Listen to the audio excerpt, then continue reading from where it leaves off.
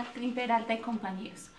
Las estudiantes Alba Zoraida Gutiérrez y Lida Lorena Barón vamos a hacer una socialización en el siguiente video sobre lo que es la parte de estadística bivariada, multivariada y descriptiva. Nociones básicas de estadística, el análisis de datos, trabajo presentado en la asignatura Investigación Educativa aplicada a métodos cuantitativos. Las autoras Alba Zoraida Gutiérrez, Lida Lorena Barón y para el tutor Martín Peralta Moreno.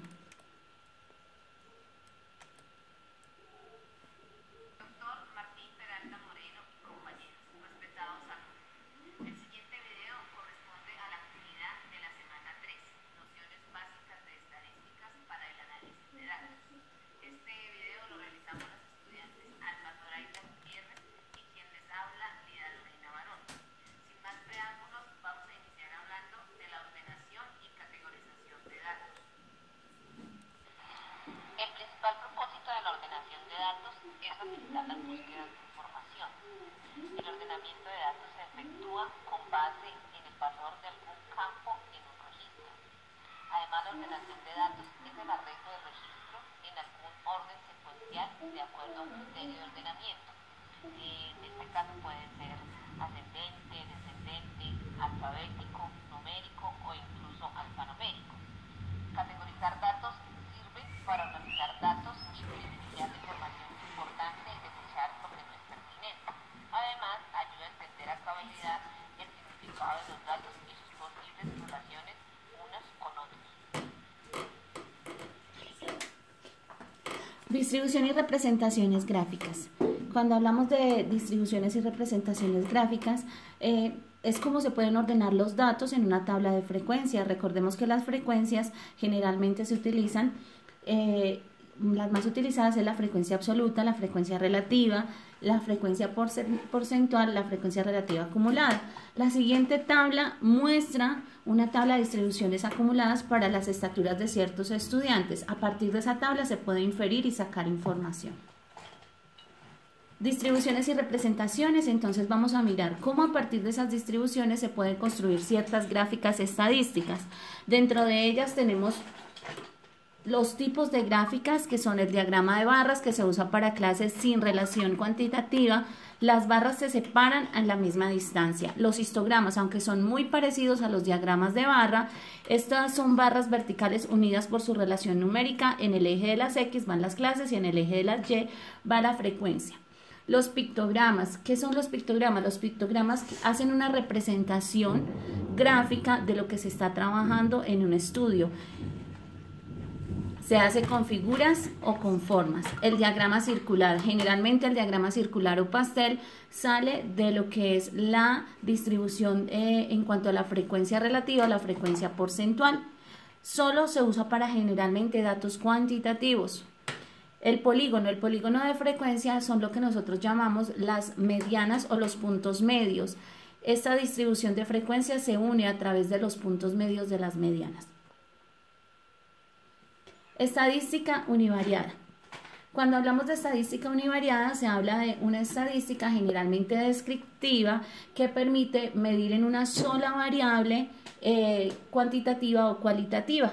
En este caso, el ejemplo que me habla es el promedio de banda ancha de un producto, de la velocidad de esa banda ancha, la velocidad frente al promedio. Medidas de grupo, cálculo e interpretación. En este caso estamos hablando de las medidas de tendencia central. ¿Qué significan las medidas de tendencia central en estadística? Sobre todo se utilizan para estadística descriptiva. Estas medidas de tendencia central se encargan de resumir la información de conjuntos de datos numéricos por medio de un número. Dividen los datos en dos partes iguales. Entre ellas tenemos la moda, la mediana y la media. La moda es el número con mayor frecuencia en un conjunto de datos, es el dato que más se repite. La media es el promedio de los datos numéricos, es la suma de todos los datos dividido entre el total de datos. Y la mediana es el punto medio, es el que me divide los datos en dos partes iguales. Hay que mirar si esos datos son pares o impares, porque existen unas fórmulas específicas para hallar lo que es la mediana.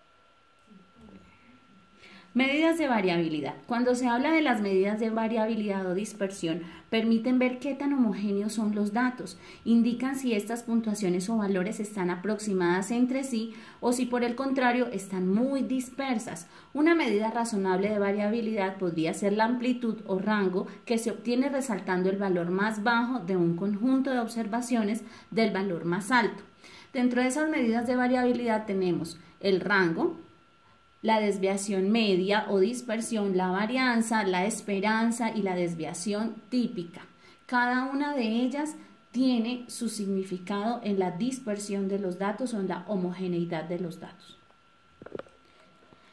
Las medidas de variabilidad, entonces, para resaltar alguna de las ecuaciones que se trabajan con ellas, tenemos la varianza, esa se simboliza por la letra S cuadrado, y la desviación típica o desviación estándar con la letra S.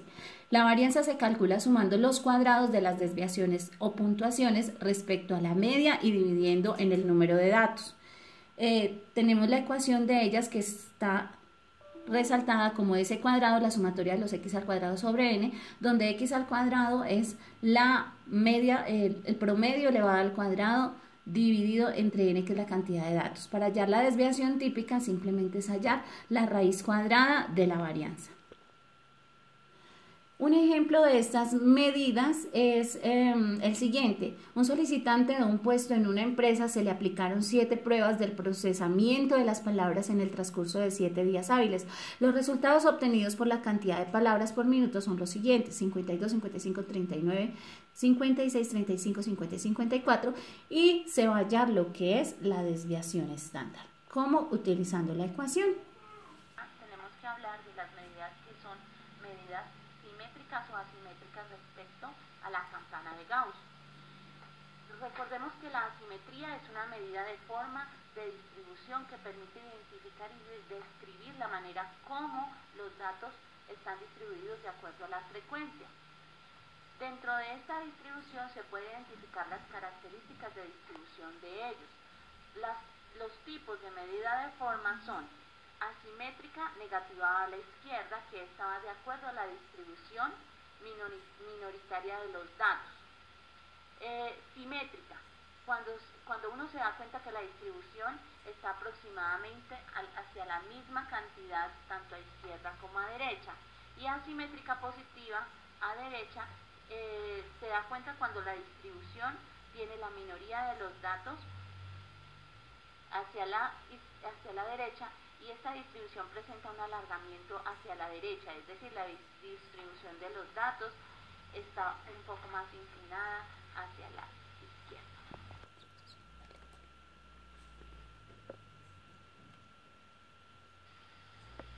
Al hablar de medidas individuales, hay que citar que existen distintas medidas individuales en estadística descriptiva. Dentro de ellas resaltamos lo que son las medidas de tendencia central. Pero para resaltar algunas, las medidas individuales que aportan bastante información en un estudio son las medidas de carácter proporcional o de carácter porcentual. A continuación, el siguiente ejemplo describe cómo se puede hallar las medidas de carácter proporcional, que es el número de respuestas correctas dividido entre el total de preguntas, o de carácter porcentual, que tienen que ver con la frecuencia relativa. Es una tabla de cálculos que permite reducir lo que es la cantidad de tiempo y espacio para cuando se va a analizar datos.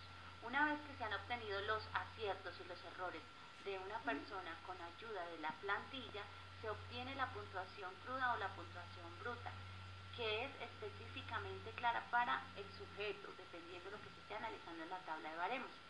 Esta puntuación bruta se analiza en la tabla de puntuaciones estándar para obtener una puntuación estándar o típica del sujeto dentro de la población o muestra de los sujetos que se presenta en la prueba o en el baremo. A continuación, el siguiente link permite entender en un video que los lleva a una dirección de YouTube cómo se calcula el baremos utilizando un programa llamado FPS. La estadística bivariada aborda el estudio de sucesos en los que intervienen dos variables simultáneamente. Sirve para describir conjuntamente dos variables estadísticas, establecer que existe asociación, relación entre estas dos variables, ya sea independientes o dependientes. Medidas de relación. Al trabajar con dos variables cuantitativas se puede estudiar la relación que existe entre ellas mediante la medida de relación o la correlación y la regresión. Aunque los cálculos de ambas técnicas pueden ser similares en algunos aspectos e incluso pueden resultar parecidos, no se debe confundir.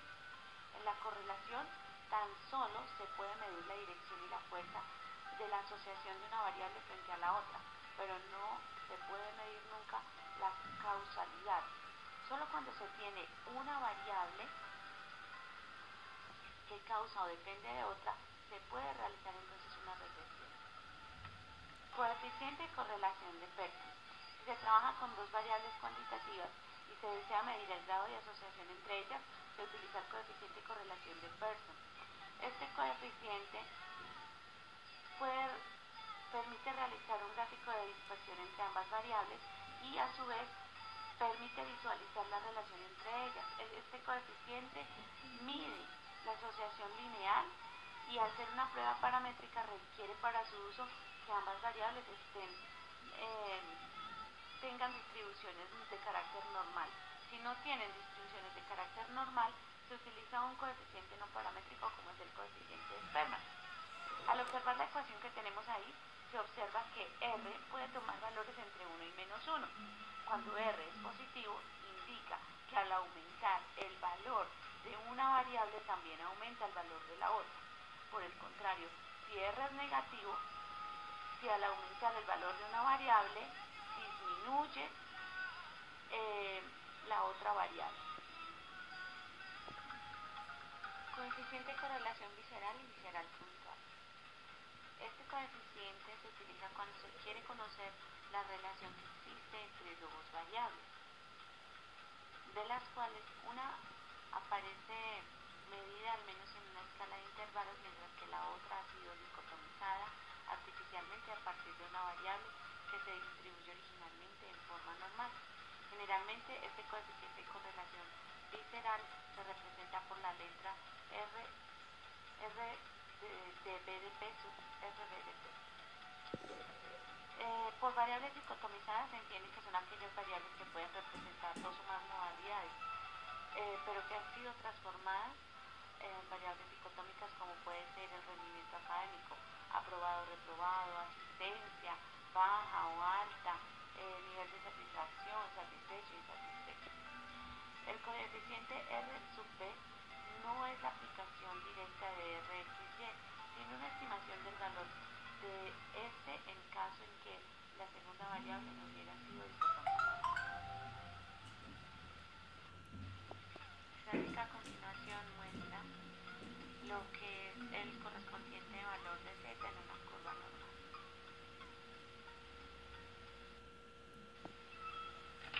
Un ejemplo donde se aplica el coeficiente de correlación visceral. Entonces, se han recogido los siguientes datos correspondientes a las puntuaciones obtenidas por 25 estudiantes en un test de inteligencia. Estos datos se organizan en una distribución de frecuencia, en agrupar y en intervalos. Después de organizados los datos, se observa que para realizar la distribución de frecuencia se debe en primer lugar ordenar los datos de menor a mayor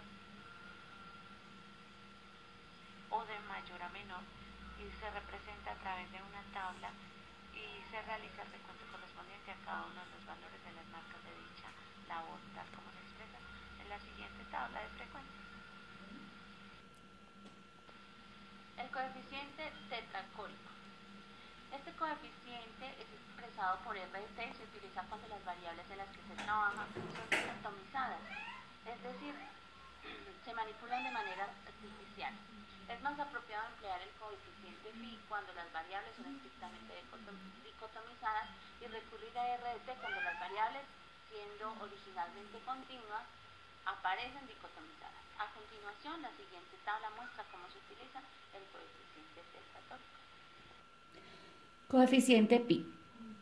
El coeficiente de correlación pi está expresado por la letra griega pi. En ella se ve lo que son los valores de las variables dicotómicas, es decir, que son variables para las cuales Solo es posible conservar dos modalidades. Este coeficiente de correlación es el resultado de aplicar R de y sub x a los valores correspondientes a las variables de este tipo. La tabla 6 pues muestra una tabla de contingencia para las variables dicotómicas y la ecuación que se observa al final muestra cómo se halla ese coeficiente de correlación phi.